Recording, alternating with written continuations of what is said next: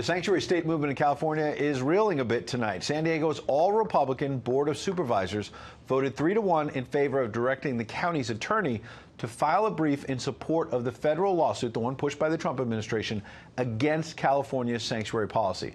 Joining us live from California, the chairwoman of the San Diego Board of Supervisors, Kristin Gaspar, who's also running to succeed retiring GOP Congressman Darrell Issa. Good evening. It's good to have you. Good evening. It's great to be here. Talk about the significance of what happened today in San Diego. It was a big day for San Diego. Today marked the day that we sent a clear message to Governor Brown. Enough is enough. In San Diego, we're committed to putting our public safety first. And unfortunately, Governor Brown's clear violation of the U.S. Constitution has put San Diegans at risk. The board voted today to move forward to file that amicus brief. It's a significant day.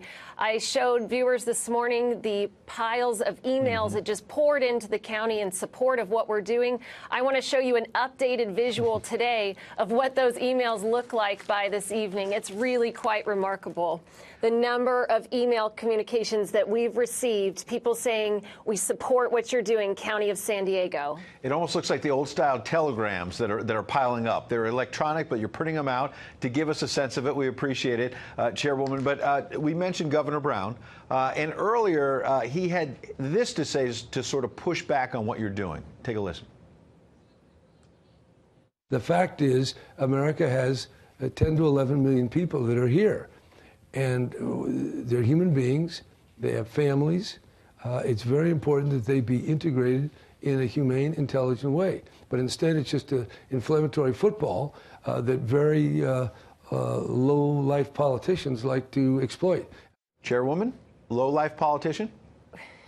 We have 3.5 million San Diegans to protect. There's a lot at stake. SB 54 didn't make our community more safe. It made our communities less safe. Just by way of example, under Governor Brown's SB 54, between 1 and 3 inmates walk away freely each and every day in San Diego. Since January alone, 284 inmates have just been released back onto the streets without any communication to immigration authorities whatsoever. And now immigration authorities have to go out into our communities and seek out these criminals for potential deportation.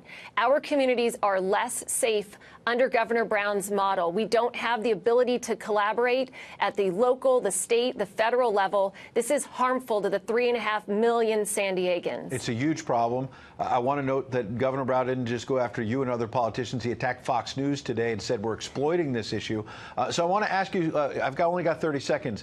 He says that it's going to disrupt your state's economy. Because you have people who have been here 5, 10, 15 years, they're part of the economy, and now you want to deport them, and it's going to be disruptive. You say?